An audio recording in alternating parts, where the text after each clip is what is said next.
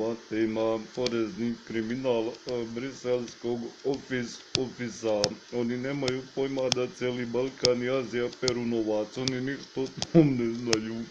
I da cijela Evropa uključena u pranje novca, ne znaju ni o tom ništa. A oni su isto bez mozga u glavi, onaj Briselov porezni ofis, oni su isto neki idioti.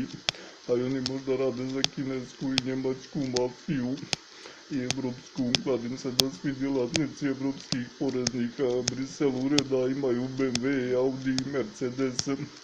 To je možda kineska mafija kupila i BMW, i Audi i Mercedese.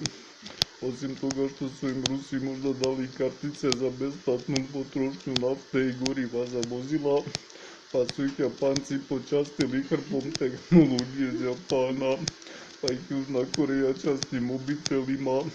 Nego onaj evropski Brisel centar je stvarno Brisel tax office stvarno su korumpirani.